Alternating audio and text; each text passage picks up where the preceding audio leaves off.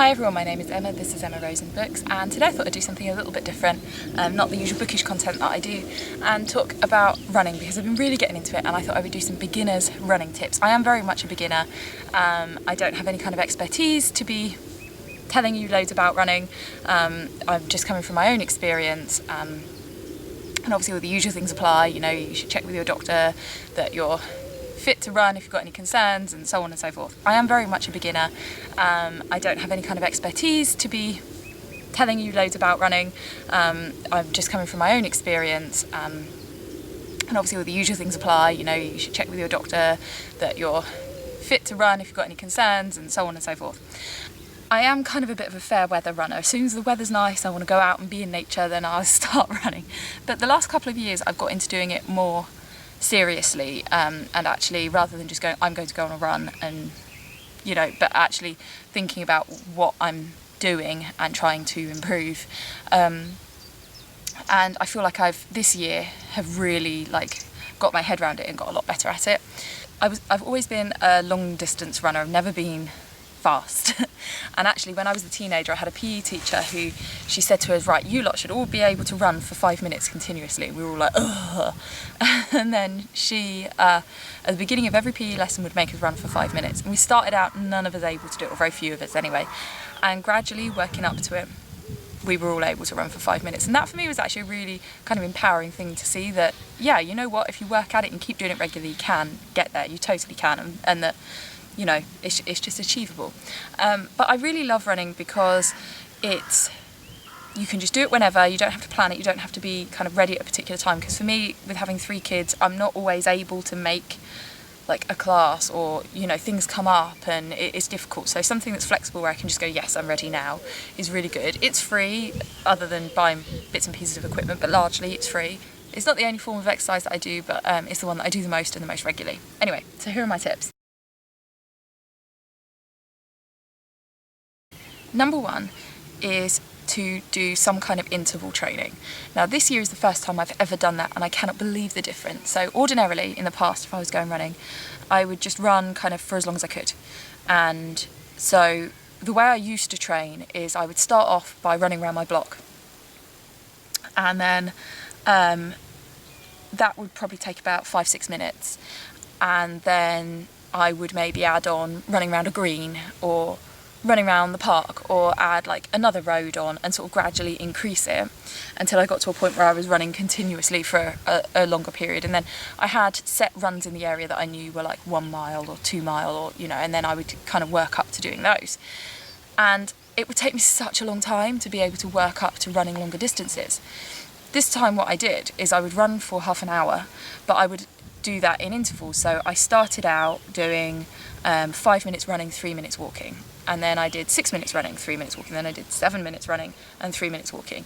And then I think I then went 7 minutes running and 2 minutes walking. And, you know, I played around with it. It depended how I felt. And there are training programs online where you can find, you know, if you want to be working up to doing a 5K, for example. And actually the Race for Life ones are really good. Then it tells you, you know, on a particular day what intervals you should be doing and how to work up to it. I kind of made it up, but there are loads online that you can find that are, you know, properly figured out. But I could not believe, through doing interval training, how quickly my fitness went back up, and that I was able to run 5K within a couple of weeks. Obviously, I wasn't starting from complete novice because I go running every now and again anyway. But that was just unbelievable to me, to just be able to go and run, and yeah, and it just was so much faster than doing it any other way. So I really recommend that kind of training. And there are so many different programs, from like total I've never run before to, you know, oh yeah, I run regularly, and you can kind of find a program that suits you to train up to whatever it is that you're looking to do, whether it's a particular distance or a particular time or whatever. So there is loads and loads of stuff. My second tip is to get a good app. I used to have a Samsung phone and I used to use I think it's called like Samsung Health, and I quite like that. Now I've got a Motorola, so that doesn't have that. And I watched Emily Norris's running tips video, which actually I'll leave below because it's very, very good. And I use Runkeeper, which she suggested. And it's really good, it's free, and it tells you how long you've been running for, how far you've gone, how many, when you've finished you get more information, so you get like the elevation, and you get how many calories you've burned, but it's very simple. You get a map as well of where you've gone, and you've got a bit where you can write in comments of how you felt on your run, and any like extra information like what you wore and stuff like that. But it's really easy to use, and it works while I'm listening to a podcast, so I can have my podcast on and be running the app at the same time. So for me, it works really well. There are other apps available. Feel free, if you're into running or whatever, to leave in the comments below suggestions of apps that you can use. But yeah, personally, both of those I got on with, but there's lots of options out there that you could use if you wanted to. Oh, hay fever. Okay, my next tip is what you wear. So this, I'm actually wearing my personal favourite running gear. I've got other outfits because I go running 3 times a week. So this for me is my kind of comfiest, but everyone's different. So I like wearing like 3/4 length leggingy, lycra-y thingies, and then so I like tight trousers and I like a loose top. So that's why I like this one. Is it's not I find if they're tight then they ride up and they get on my nerves. So this one, it's a little bit loose, so I find it more comfortable. And then sports bras that I wear, I've got ones that you pull on over your head, but they're a bit tight. This one has got a zip to do it up with, which just makes it easy to get on and off. Whatever, this one's from M&S. Everything else I'm wearing I think is from Sports Direct. None of it's like super fancy expensive gear or anything, but I like it and I feel confident in it, and that's the point I want to make, that you can try different types of clothing. Personally, I don't like jogging bottoms. I feel self-conscious in shorts because I want to cover my thighs up. You know what I mean? Like, everybody's got their own personal what they like to wear, and the point is, if you feel firstly comfortable while you're running, so you're, like I said, for me, I don't want my top to be riding up because that would irritate me, so you're comfortable but also you feel confident. You're not worrying about like how you look, you're just running, and actually even better, if you can feel good and like you want to wear what you're putting on, then that's like even better, because you're like, yeah, I'm going to put on my running gear, I'm going to go out, but find it doesn't have to be expensive, but find an outfit, whether it's brightly coloured or not, or tight or not, or whatever, as I say, just find something that you want to put on, you feel good running in, and I think that makes a world of difference. Sorry if the background has just slightly changed. I had to move my camera because it's prime dog walking time. Some people just stopped and had a massive conversation near me, so I had to turn the camera off and I knocked it, so sorry. Anyway, as I was saying, I haven't talked about my running shoes purely because I don't like them, actually, because they're too tight. I would really love to have gait analysis done and get like perfect running shoes, but I haven't got the money, quite frankly, and so eventually I might get around to doing that. But in the meantime, you're supposed to size up for running shoes, and I didn't, and these are too tight. They're okay, but yeah, so I'm not gonna particularly talk about my running shoes because I don't have good ones that I'm happy with, but try to get running shoes that you like and are comfortable with. And yes, you can get gait analysis in some places. Right, my next tip is to go somewhere that you want to go. Personally, I actually don't plan my runs. I walk out my door and decide which way I feel like running. It depends on the weather, because some of the runs that I can go on are like windier than others, or some of them have more elevation, or so there is an element of me kind of thinking, oh, what do I fancy today? But I don't actually go on a map and plan it out, and it pretty much is as I walk out my door, what do I feel like today? So for me, that means that I can just sort of explore. So I think, oh, actually I'm going to run down here today, and so for instance, for me, I run with my dog a lot. If I've got my dog with me, I won't run further than 2 miles because she can't cope with it. She's 8 and it's a bit much for her. She gets too tired and it's not fair. I'll sort of take everything into account and to see how I feel. If I'm on my own, then I might run further, or I might make different decisions on where to run.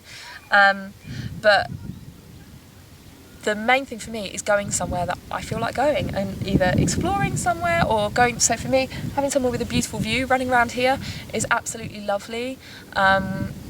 I go to all sorts of different places, depends where I am, what I'm doing, how far I want to go, and just find somewhere that looks really lovely so that you're enjoying yourself. And you know, whatever it is, I mean, you might you might live in the middle of the city and there's some like really beautiful architecture and stuff that you want to go and look at, or you can even run with a purpose and run somewhere, like run to go somewhere and then go to that place, as long as it doesn't matter that you're sweaty. Run somewhere that you want to run is my point. You know, come up with what you fancy on that particular day and go for it and enjoy where you're going, rather than just like treating it like a track that you've got to get round. You know, enjoy it. Combine running with some other kind of exercise. Personally, I've got hypermobility, so I do have to take care of my joints, and doing lots of high impact exercise like running isn't the best, although actually interval training has not messed up my joints as much as other kinds of running I've done. It definitely has protected them a bit by, I don't know how, but I haven't had as many issues with sort of sore joints and stuff. But make sure you're doing something else that contrasts. So for me, I like doing yoga or some kind of stretching type thing, because I feel that kind of thing helps to strengthen and stretch my joints and stretches out my muscles, and it's just, I don't know, for me it's a good contrast. But do something else, so it's not just constantly running. It might be that you get a personal trainer, it might be that you go to the gym, it might be that you do weights, it might be that you do, I don't know, swimming, cycling, whatever, but do something else as well to complement it, for whatever works for your body. And finally, number 6 is to have a goal. So be training for something. So it may be that you have booked yourself into a particular race. For me, I want to be able to do 10k, so that's my ultimate goal, but I haven't given myself any kind of time limit for that, but I'm just kind of working towards being able to do 10k, because I would ultimately like to do a 10k race. But set yourself some kind of reason that you're doing it. It might be purely that you're doing it to get fitter, or that you're doing it for your weight or your health or whatever it is. But by setting yourself a reason, that makes you actually go out and do it. And for me, something that I'm kind of working towards helps me to kind of push myself, rather than just kind of going, oh, it doesn't really matter, I'm bored of running now, let's go. You know, it makes me push myself that a little bit. So having a goal does really, really help. So those are my 6 tips for being a beginner runner. Like I said, I haven't got any kind of expertise, this is all just from experience, and everybody's different. Make sure that you listen to your body. For me personally, because I have hypermobility, I do get joints that play up every now and again, and I sometimes have to kind of modify what I'm doing a little bit, so I might not do such a high impact run, or I might not run for a few days, or I might do, you know, different kind of exercise or whatever. So for me, I very much have to listen to my body, and otherwise I can end up, I've had to have physio a few times because of joint issues through like exercise and stuff. So I know I have to be careful, and I have to work on the strength of my joints a lot. But yeah, you know, sorry. Sitting in this long grass. Let's see how you feel and respond to your body. But I hope that you give it a go and that you enjoy it, and that's the main thing really. It gets all those endorphins going for me. I feel really positive and awake, and like I can get on with the day once I've been running. So I hope that you enjoy it too. Please leave below if you've got any tips that you'd like to share for anybody that works for you for running, because it's always nice to share stuff in the comment section. Please like if you did, and subscribe for usually more videos on writing and reading. I'll see you all soon. Take care.